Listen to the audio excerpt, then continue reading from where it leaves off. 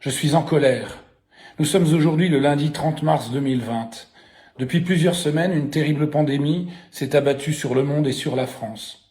Partout, il est évident que les personnes les plus exposées sont celles qui sont les plus fragiles, de par leur âge, leur état de santé, mais aussi de conditions socio-économiques les plus précaires.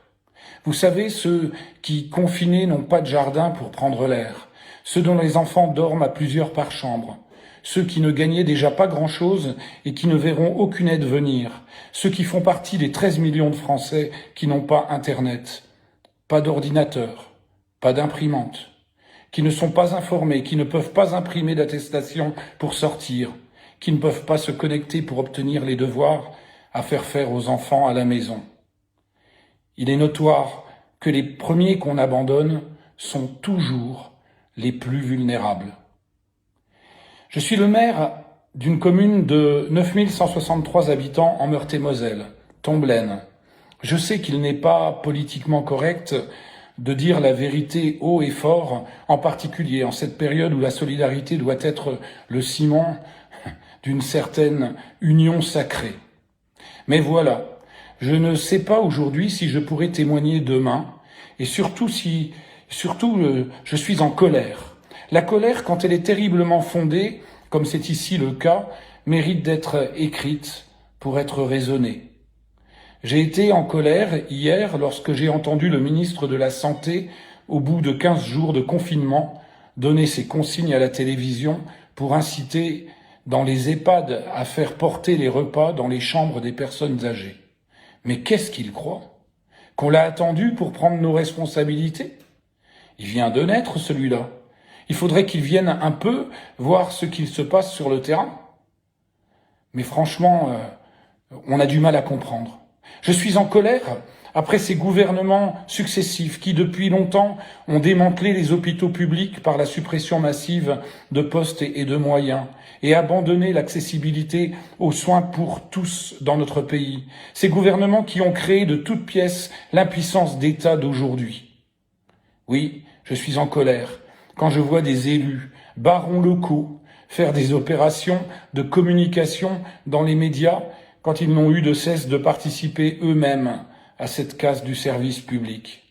Je suis en colère après ce gouvernement qui n'a rien anticipé, qui n'a rien prévu, alors qu'on a connaissance de ce risque majeur depuis des mois et qu'il aurait fallu commander des masques de protection, des quantités de solutions hydroalcooliques et des matériels d'assistance à respiration en nombre.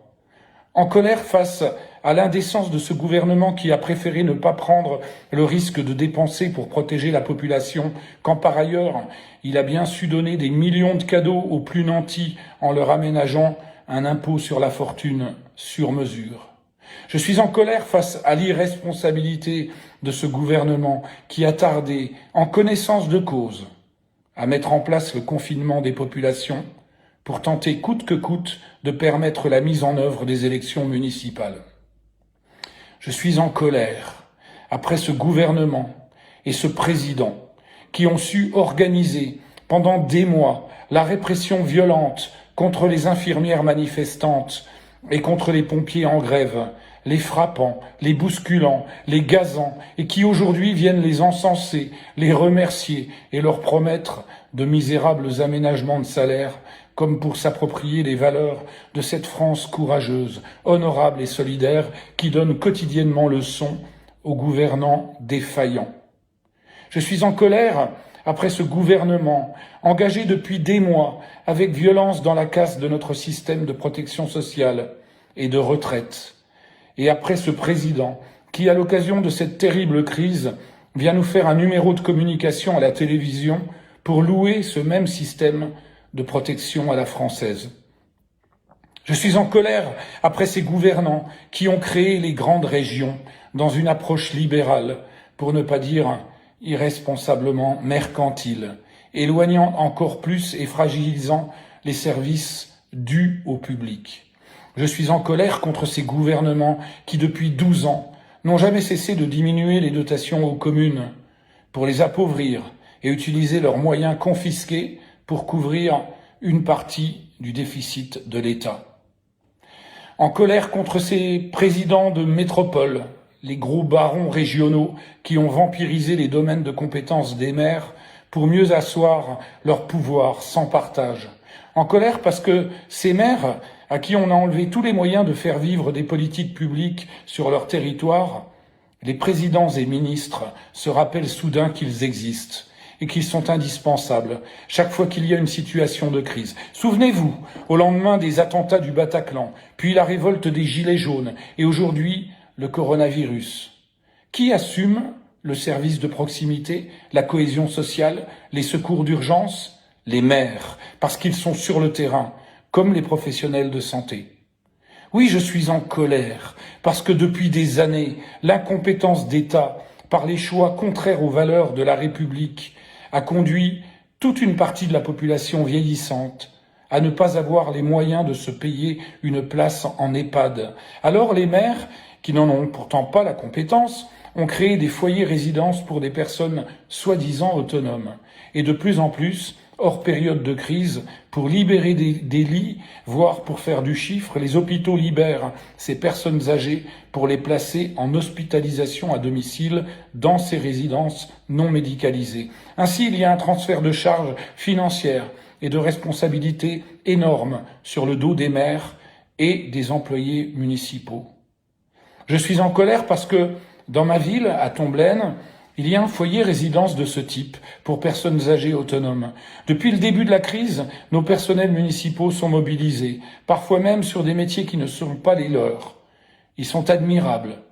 Ils sont franchement héroïques. Et je suis en colère parce que depuis des semaines, nous attendons de l'aide de la part du conseil départemental et de l'ARS, l'agence régionale de santé. Rien, aucune aide, aucun soutien matériel, aucun soutien logistique, aucun renfort humain. Ils sont absents de nos territoires. Alors quand je vois dans la presse leurs responsables venir donner des leçons et expliquer en mentant ce qu'ils disent qu'ils font, je suis en colère. Savez-vous que depuis plus d'un mois, nous avons demandé à l'ARS par téléphone, par mail, puis par SMS, des masques de protection pour nos personnels municipaux qui travaillent jour et nuit pour protéger ces 56 personnes âgées? L'ARS n'a même pas daigné nous répondre. Mais quel mépris, quelle médiocrité! Et ce qui me met le plus en colère, c'est quand le conseil départemental, comme l'ARS, nous adresse avec insistance des documents à remplir pour nous donner des consignes, d'ailleurs parfois stupides et contradictoires, je conserve les écrits, et pour contrôler ce que nous mettons en œuvre sur le terrain. Voilà qu'ils nous demandent des comptes maintenant. Mais on croit rêver. Désolé, on n'a pas le temps de vous répondre, messieurs. On est en train de porter secours à une dame de 98 ans.